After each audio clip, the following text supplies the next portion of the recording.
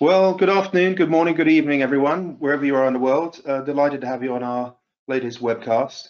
We've got nearly 200 people from at least 3 continents, so welcome wherever you are. Some of you are, it's late at night, and some of you it's early in the morning, so thanks for joining us.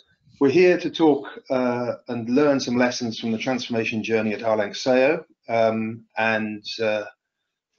my name is Dan French. I'm founder and CEO at Consider Solutions. I know many of you, and you participated in webcasts of ours before, but I'm very, very pleased to welcome Dr. Hermann Schuster, who's the Chief Digital Officer at Arlanxeo. Welcome, Hermann.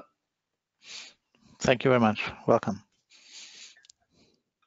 So we are, in case anybody hadn't noticed, we are in some rather strange times. I think pretty much everyone on this webcast is working at home right now, and has been for some weeks. And in our case, we are variously surviving and struggling with it, but the cat's joining in as well. So the cat's working from home, so it makes us feel a little bit more communal. Just a kind of light-hearted look at this particular situation, with which there's not a lot of light-heartedness. We know it's a tough time for most people, and certainly anybody with any health issues is a very tough time. But not every company is suffering revenue drops. Some companies are actually having revenue increases, and I thought this was interesting to share, if only as a little bit of trivia. In the month of March, worldwide online interest in products, this was the top 10, and anybody wanting dumbbells to have a little personal gym in their home, that was top of the pile. I think there's some interesting ones there. I think the interest in B-days was to do with the fact that I think people had considered the toilet paper shortage might get worse. But on a working from home context, it's interesting to see that anybody providing external monitors and mouse for a laptop, you know, we've reoriented our working lives, and we've had to kind of set up a much more stable office environment at home. So that's kind of both interesting and vaguely amusing, but I thought you might like that as a way of introduction in these certainly unusual times. So I'm making some introductions. I'm going to talk a little bit about transformation and next generation business, and I'm going to hand over to Hermann to talk about the Arlanxeo journey. And then I'm going to come back with some thoughts to the road, and then we're going to have some Q&A from you. So if you look on your panel, you have a questions panel. So if you please ask any questions you want as we go through. As they come into your head, pop them into that panel, and we'll look at them at the end, respond to those verbally here. The ones we don't have time for, we'll respond by email. If you have any technical problems, again, use the same panel, and one of our team will help you out. So in terms of context, kind of the direction we're coming at this from, we're kind of looking at this issue of transformation from a perspective of the aspiration to world class or best in class. And you know, for most of us, that means helping drive the organization to better business results, reducing the cost of finance and operations, optimizing cash flow, and having better risk management. And on the right-hand side, those pillars are the way in which we execute against that, everything from financial control and compliance, risk management, through to process optimization and transformation. Obviously the discussion today. And we're fortunate to have some great influences of companies we work with around the world, and these are some of them, and many of you are on the call, so welcome. But it just it puts us in good company, and these folks also challenge us to think more deeply about some of these topics. I actually encourage us to run these webcasts, so thank you all. So we know we're in an unusual situation, and we're in choppy waters. And I think there's no better time than to refer to this. And when we hear from Hermann, we're going to see some of this, that it's very easy in business and in life to complain about the situation. So the pessimist complains about the wind, the optimist expects it to change, but the leader adjusts the sails and navigates to the destination irrespective of the conditions. And I think we're going to hear some of that from Hermann. So I do like that at all times, but particularly current times, it's very, very apposite. And when we look at the whole issue of transformation and digital transformation, this has been on the topic for a number of years now. And there's a lot of good reasons for that. This kind of end-to-end process integration is a key driver, but also the current challenges in the crisis of the need for social distance is also driving this as well. So we've got a double push right now. And so whether you look at the disruption around society, markets, customers, people, the catalysts of technology and data, and the change of businesses and the change of actually of us as consumers. We look at everything now as a consumer. So businesses that used to be thought they were in a business to business environment actually find they're actually in a business to consumer environment. Because if the end consumer doesn't buy into your values and your offer, then there's a lot of problems. We're being pushed everywhere by our stakeholders for reducing costs, reducing cycle time, and reducing any negative consequence, but obviously driving more value, more speed, more agility, and so on. But we're also being pushed, if all that wasn't enough, to not just produce the results, but there's a growing scrutiny on how we produce them as well as what we produce. So even our supply chain partners matter in terms of the how. So there's a focus on principled performance. It's not enough just to constantly produce good financial results. We want to know they're done in a responsible way. And again, with technology, I think we're beyond the way of just looking at technology about replacing people. We're looking at technology augmenting human innovation, and the whole issue of risk. There's some things we can't control, we can only influence, but that is the essence of risk management. So in this digital transformation world, these are all the things that are driving us and focusing our attention.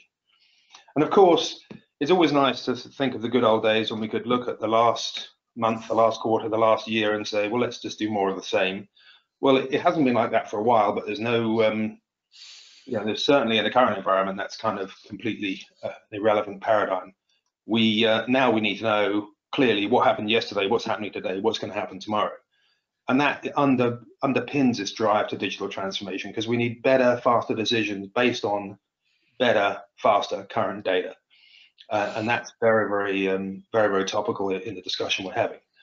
And of course, from a technology point of view, we're coming from an era which many organizations, in fact, most organizations are still in, where technology-wise is dominated by a sprawling ERP that's trying to do everything for all people, with a few ancillary applications. But that's that architecture, that view of the world has proven to be not adaptable, not agile, not really supportive of the processes we need.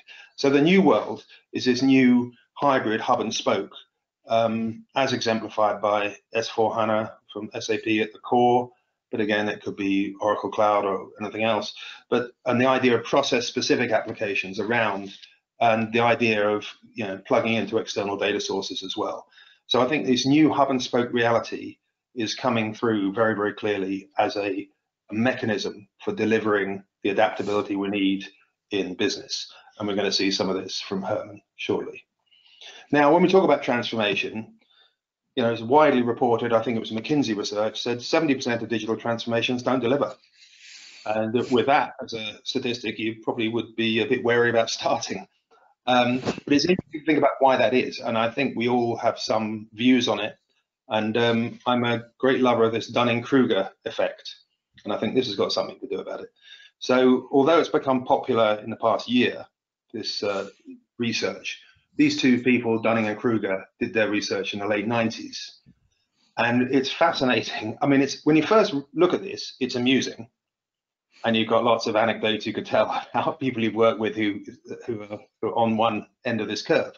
But actually, it's very real. If you decide to learn to play the guitar, want to start doing long distance running, want to do a P2P transformation, want to implement a cloud ERP, any one of these things, anything you think about in your personal life or in business, this affects our thinking, all of us. And the basic premise is intelligent people, when faced with a new situation, will come to an opinion and a decision and decide to implement it with very little experience, but having quickly assembled core facts, will be having massively high confidence in their opinion and their decision. But it's only when you start getting into the detail and you realize that things are not black and white and the devil is in the detail, and you've slipped down with some experience into feeling, really, we don't know this well enough at all. And what's interesting is you look at anything in your life and in your business life, you look back on those times and go, yeah, that's where I really learned my stuff, in that piece. And then as we go towards expertise, we come out at the end, but you're never as confident as an expert as you were as a naive optimist, which is really interesting. And I absolutely, it's a great conversation to have, but it's worth thinking about. Now, how does that relate to transformation? I think there's a lot of, a lot of commentary which makes people think, well, it's pretty obvious. We end-to-end processes, cloud systems will drive the business to a whole new way of operating. This is what we're going to do. Off we go. And of course, it's not quite as simple as that. And somebody who's definitely demonstrated to be on the right-hand side of that curve gives me great pleasure to introduce Dr. Hermann Schuster and talk to us a little bit about your journey at Arlanxeo. So over to you. Okay, thank you, Dan, for the introduction. I was just asking myself where I feel to be on this Dunning-Kruger chart, but you already answered that, so it makes it easier for me then to continue. Okay, then let me give you a short introduction on our journey regarding the redesign of IT and especially in the digital age. To start with, just a short overview what Arlanxeo is, because as we are not a B2C company, I'm pretty sure that not many of you are aware of us. Our customers are typically companies in the tire industry or in other industries, but not end consumer. Arlanxeo has been created in 2016 as a joint venture between Lanxess as a chemicals group and Aramco as oil and gas company. Since 2019, beginning of 2019, we are a 100% affiliate of Saudi Aramco, with around 4,000 people working for us and 3.2 billion sales euro. Initially, we have been founded as a joint venture with a 50% belonging to Lanxess and 50% to Aramco. And when in 2016, when Arlanxeo was created, only a small part of IT has been transferred to Arlanxeo, and mainly only those IT people who were part of a site, of a production site, have been transferred to Arlanxeo. So when we started, our IT was more or less a combination of teams around the world sitting in a site doing their local support, but there was nothing like a global IT or even an ERP department or something like that. All our major services were coming as an SLA service from Lanxess, from our former mother company, including the ERP, but also including all the other systems. So when we started then in 2016 to discuss what is our future strategy, what is our roadmap and so on, we had to take some initial decisions. And one of the very early decisions, end of 2016, beginning of 2017, was to go for a greenfield approach, especially for the core systems which we have. So not for all the systems and applications which are in place, but for the core systems. And core means all the systems which address core processes, something like sourcing, selling, production, controlling, all these core processes of a company. The main reason to go for a greenfield approach was simply because we were starting from a situation where we were working on one global ERP system of Lanxess, but this global ERP system was designed not specifically for Arlanxeo, which was just a part of it, but it was designed for all the business units of Lanxess, and basically it included then a lot of complexity, which we didn't need anymore. So at some point we had to decide for a greenfield approach in order to avoid the complexity later on for support and for implementation of systems which were not designed specifically for us. A second initial decision was when it came to the non-core systems. We had around 150 applications. So there was a question, how do we position ourselves towards the cloud topic? In 2017, cloud was already quite developed, so there were a lot of cloud services in place. So at some point, you need to either go this way of the industry or keep apart from it. So we decided to have some kind of cloud-first strategy. However, cloud-first strategy doesn't mean that we do now everything in the cloud, but we if we have to replace an application, that we are looking at this application, what kind of cloud services is there in the market? Does that fulfill our requirements? And if yes, then we will go for that. But obviously, there are other areas where it doesn't fulfill the requirement, and then we would go for a different setup as well. So it's not a 100% solution, but it's rather a direction which was discussed at that time. So what does that mean for our journey? So first of all, just looking at the system landscape as a more IT-related landscape, we distinguish 3 different areas which where we have a different view, especially on the question, what kind of value do we add from an IT point of view? First of all, we look at the core system, and as mentioned before, core systems are the systems which are used in the core processes of the company. There we started with a legacy system, which is an outdated, around 10-year-old system with complex developments, at least complex from our part of the view, because it had some reason why it was developed in that direction, but it was for Arlanxeo too complex. We had also some captive offshore support, which was not transferred to us. So to take over a complex system, not having the people in support makes life quite difficult. And we had quite some custom-made satellite systems which were connected to these core ERP systems. So at that point, we decided to go for the new S4 system of SAP, the new S4 HANA system. SAP is marketing that as a digital core, which is true, and so we decided to go that way, and also to go for a more SAP-centric set of satellite systems, which are either embedded or connected to the S4 system. And in the support, to go for a hybrid concept, to build in-house support, so that we have all the key skills available in-house to develop these processes further, to improve processes, to make the system and process design, but not necessarily enough people to cover now all kind of needs. So we have external support, but it's our target to not be dependent from a skill point of view, but only from a volume point of view on this external support for the core systems. On the other side, we have one big part of the IT setup, which is related to the infrastructure. And infrastructure for me are things like network, servers,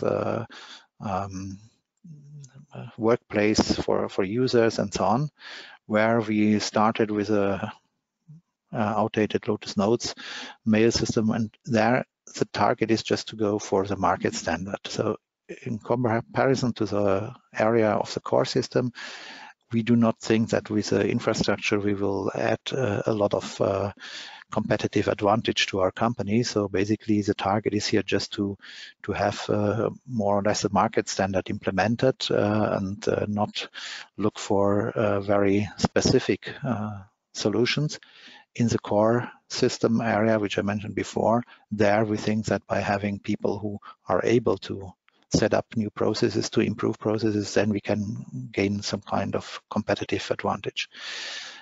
For infrastructure, as mentioned, just the market standard, and the market standard is meanwhile Office 365, or for data center, something like Azure, and for the clients, Windows 10 based client with all the software in place.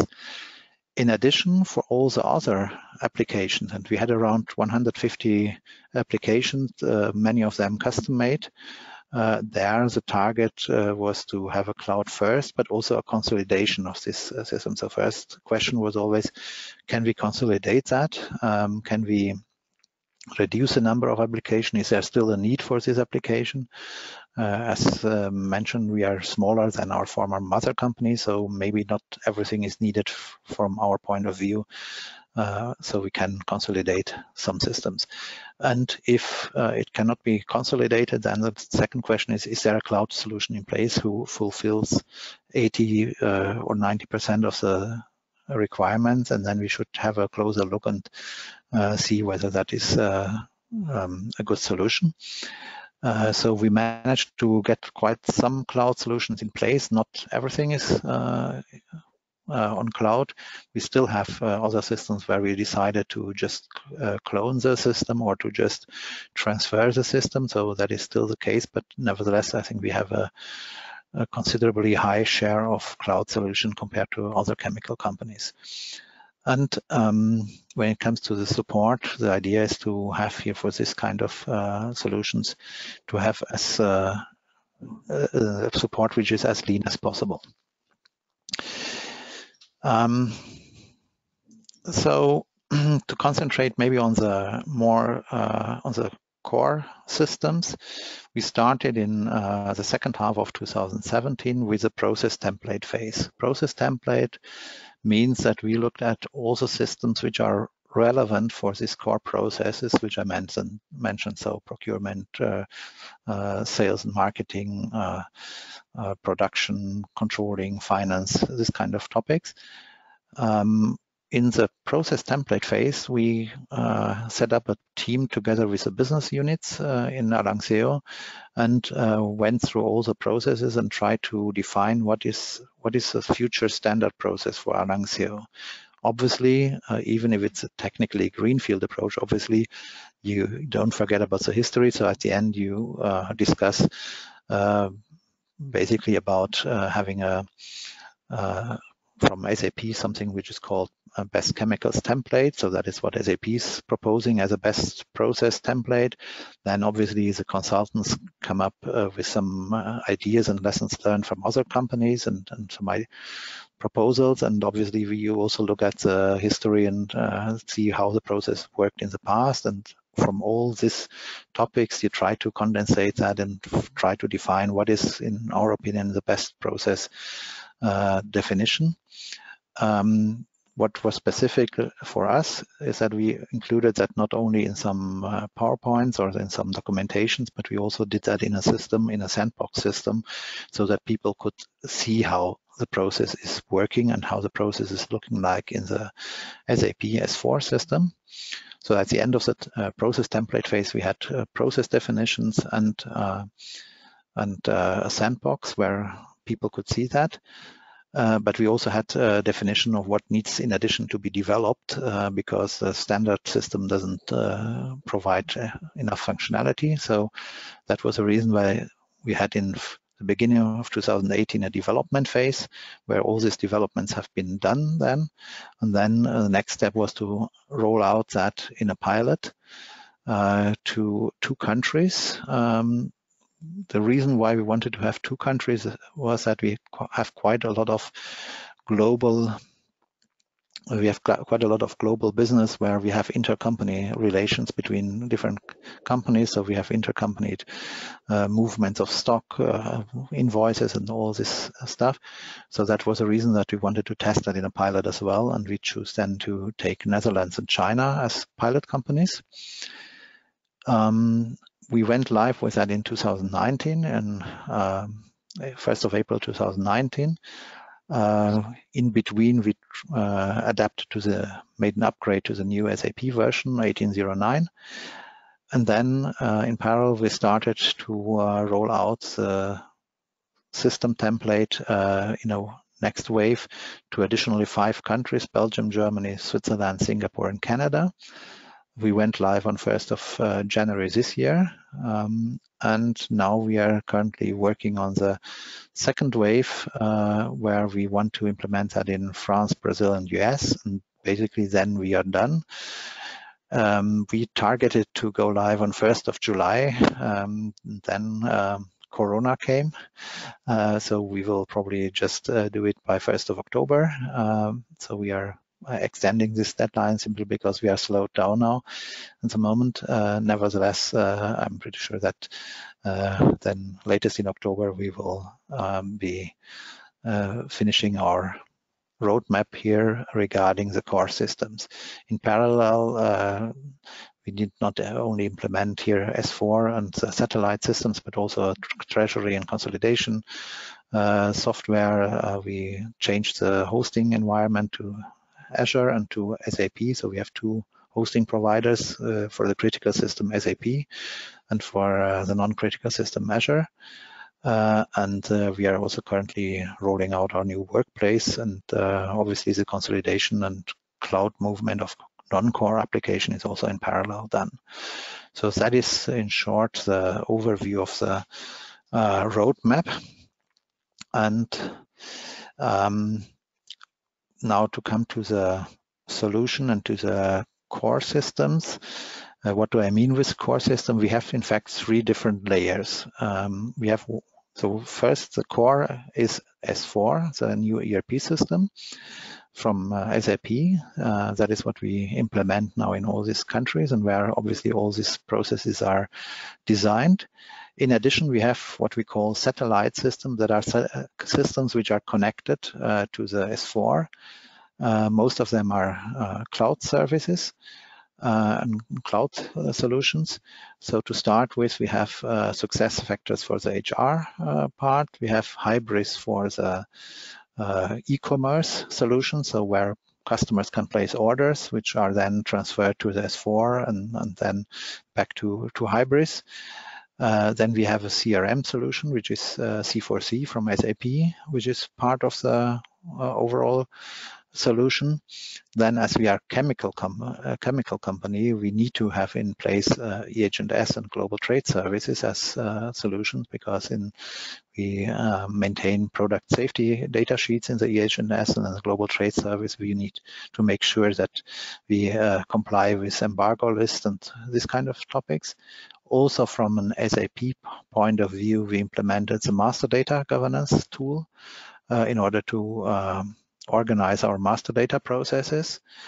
And then in addition, the red parts here are non-SAP systems. So for procurement, we have, for indirect procurement, we have opted for Coupa as a tool, which is more or less comparable to the SAP tool Ariba. It has some advantages in some areas, so we went for Coupa. We have for accounts payables, we have open text where OCR is taking place and approval of invoices.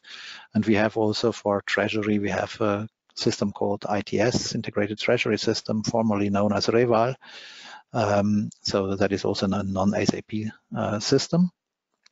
Obviously, they are connected to the S4 system and can perform the transactions.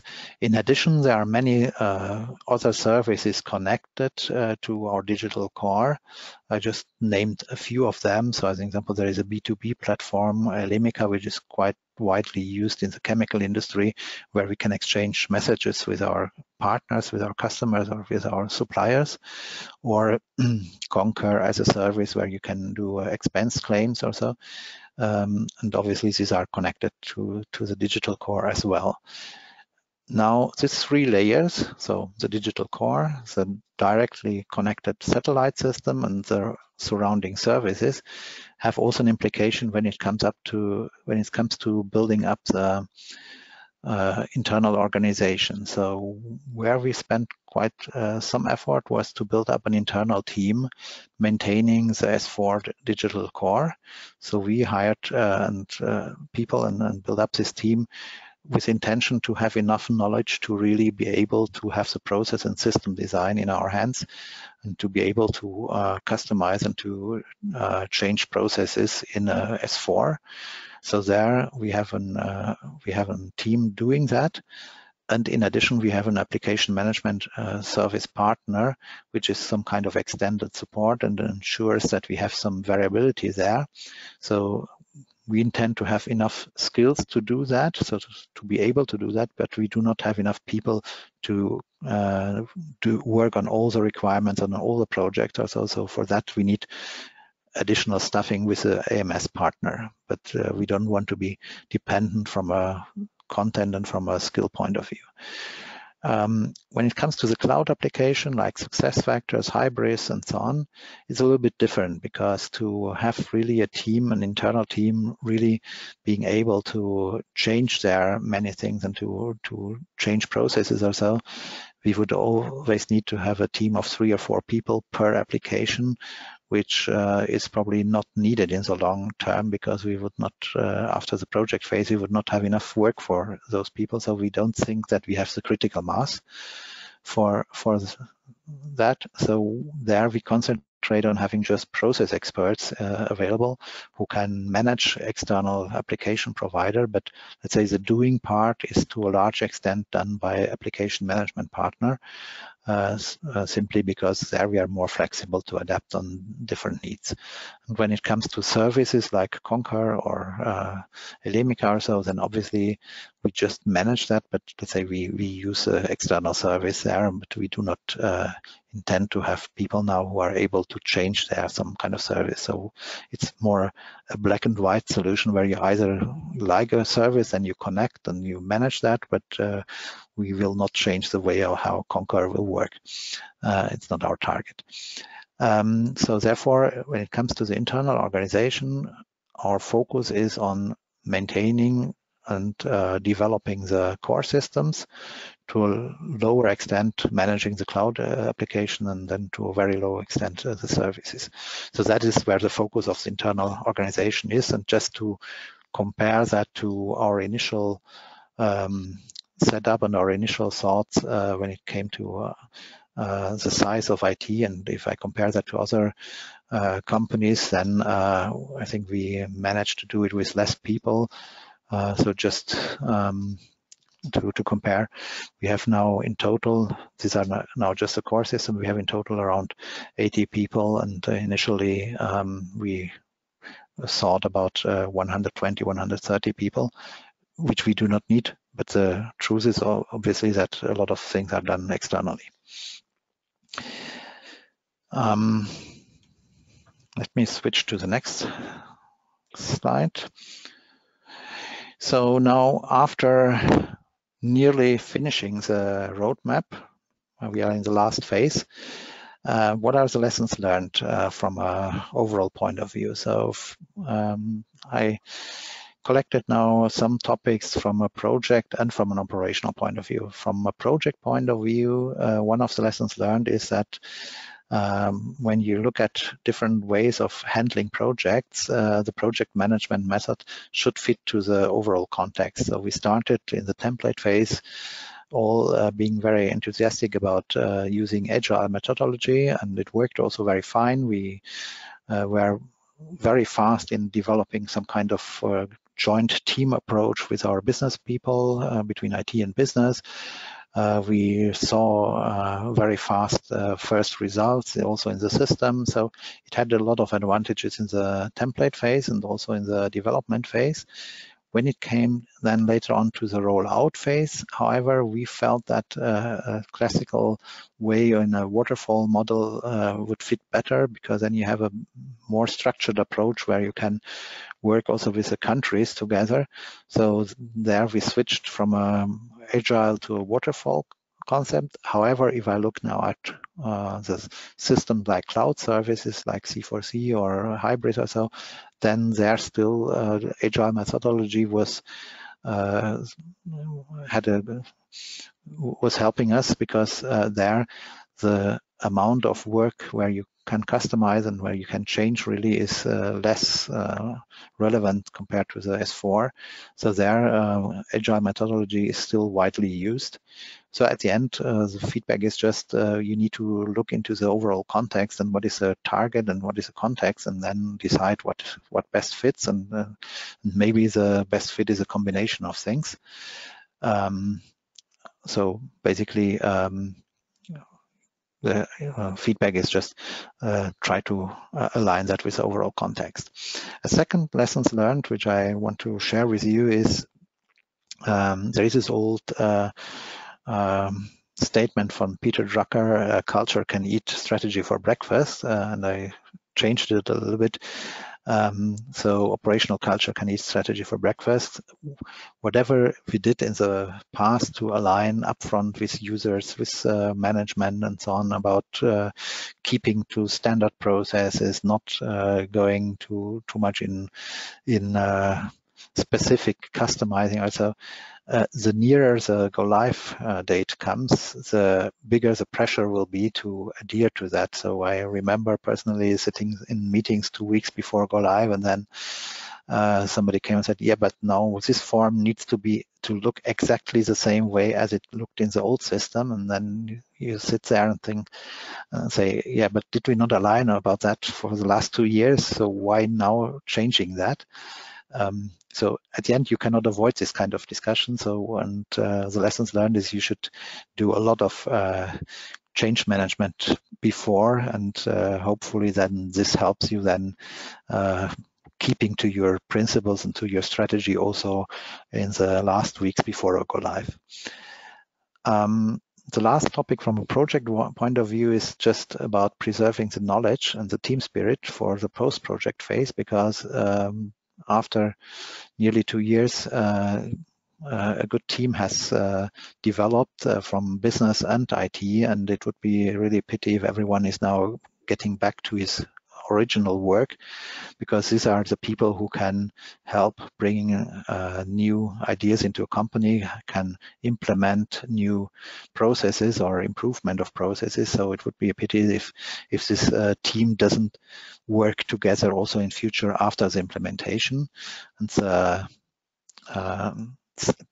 other side of the coin is that obviously these are the people then who help and who need to work together in communities for ongoing process improvement. So basically from an IT point of view, you always have 2 areas of processes. You have normal support processes where you realize what is going well, what is not going well in the system, what can you improve, and these people need to be included in this kind of support process. And on the other side, you have new requirements where you have a governance process. What are you going to implement? What should be prioritized, and so on. And you have process owners and IT process experts or global business process expert.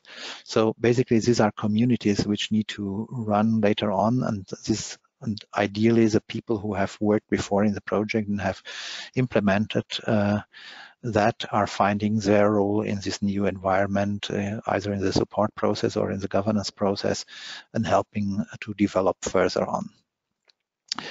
A second lesson learned from a more operational point of view is, let's say that you're not done after implementing. If I would discuss with my boss, I'm reporting this to the CFO, then he would ask me, why do you plan now still a significant project budget for next year, because now we are done. We have implemented that for end of the year. So basically now nothing will happen anymore. But the truth is that once you have implemented it, it's a new process platform, and then suddenly a lot of people come up and say, yes, but we can improve the process by doing here some more automation in other areas to change something to increase the quality. So basically, once after you have implemented that, this is just the start of a new journey where you now start becoming better in the processes, having this new process platform. And then probably in 10 years, we will meet again and say, now suddenly the process platform became very complex because now we have implemented a lot of new things. And after 10 years, it's maybe outdated and we complain about complexity, but that is probably the way how it works. And the last lessons learned, which was for me a very interesting topic, was that the old issues are also the new issues. So when I started to implement here with the team S4, everybody told me about the new generation of ERP system being now the best solution for handling big databases, for being very fast, getting a good performance and so on, which is true. But let's say you start to do more on the system and you start to use it better. And then at the end, you still end up in discussions about performance issues or database growth, how to limit the database growth and this kind of things, where at some point I was sitting in a meeting saying, okay, somehow this discussion reminds me of a discussion 5 years ago where we discussed the same with the old technology. but let's say some topics never end. So at the end, you need to address these topics in the future as well, and need to be aware that now you're doing more, but then you end up at boundaries as well. So that's in short, let's say, our lessons learned and overview of our journey. And now I would maybe hand over to Dan, because I think we should have now some time for discussion and for questions.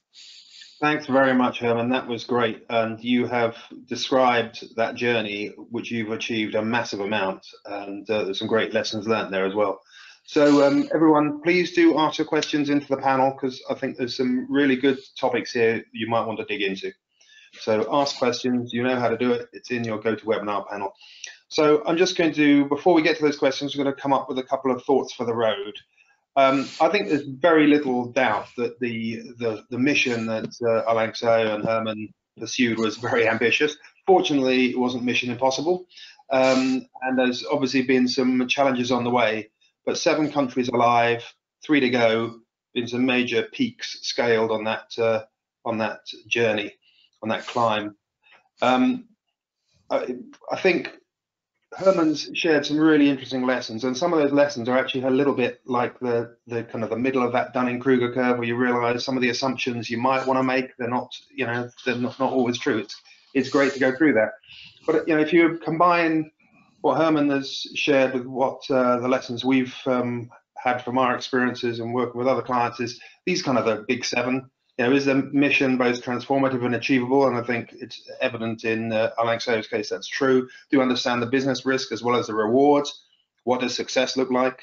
Do we have the right governance process and organization? Do you have the right people, the right capabilities and qualities? And Hermann talked a lot about building a team which has got a kind of blend of business and technology skills. How do we track and verify priorities and progress and cost towards a mission?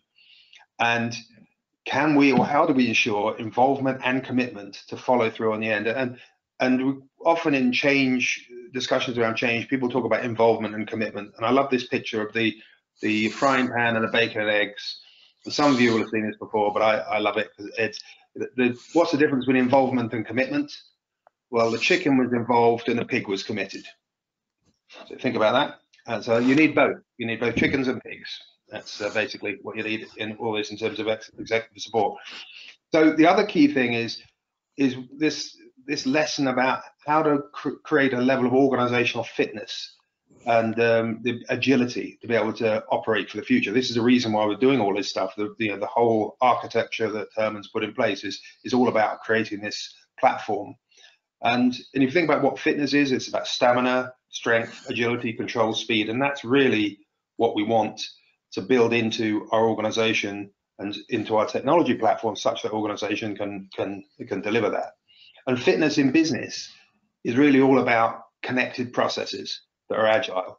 So we know that operating at a global scale, the need to drive performance improvement, the systems and the number of people involved in across stakeholders and across business units, this is the key thing.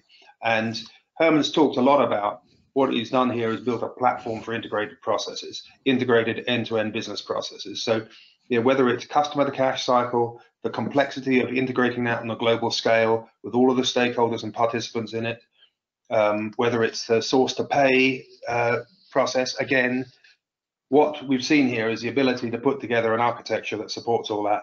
And as Hermann said himself, people start to see opportunities to innovate and do better.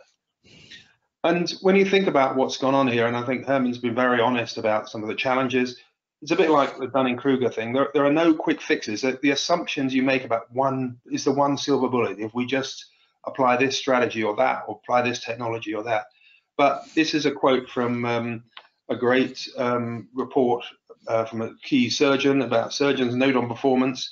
And I love the quote. It's true about business strategies, top to bottom. We always hope for an easy fix, or one simple change, or raise a problem in a stroke. But few things in life work this way. Success requires making 100 small steps go right, one after the other, no slip-ups, no goofs, everyone pitching in. So really, it's all about the art of execution. And I think what Hermann and the Arlanxeo team have proven is execution, keeping an eye on the ball and getting delivered, and also be focused on the right-hand side of that Dunning-Kruger and not the left-hand side is pretty important. So that's what we've covered. Conscious we are running up to the end of our time slot. You have given us some questions. We'll deal with a few of those while we can. If you've got a question you haven't answered yet, and you haven't got time to put it into the interface, send me an email. We'll collect the ones you send by email and the ones in this interface. And the ones we're not going to respond now, we will get back to you by email. But I've got one for you here, Hermann. You rolled out the full capability across system, the full business capability by country, rather than do it by process globally. So some people take the view of, I'm going to take process, the procurement process or the sales process or whatever, but you went full capability by country. What drove that decision? Well, there were many topics, but there was one specific topic which is important, because if I look at the changes which we did, many changes which came with already with S4, with a new SAP solution, were affecting the finance community. So we changed there a lot of processes. We also had a very high level of integration for the finance people, from starting from a ERP going into the real-time consolidation system, and also into the reporting. And typically finance people are very legal entity driven, so that was one of the major reasons to say we need to structure it by legal entity, because otherwise it will be difficult to handle all the changes if you now just do pieces, piece by piece across legal entities. So that was one of the major ideas behind. Yeah, and that way you can ensure that the business integrates end to end as you go, country by country. Yep. Okay, you've got a number of interesting questions here. One about relationships with bank-related processes, but I'm going to do this one second. There must have been cultural differences between the various countries as you rolled out. Did this impact any way your project? And if so, how did you handle it? Well, it impacts the project. I would not.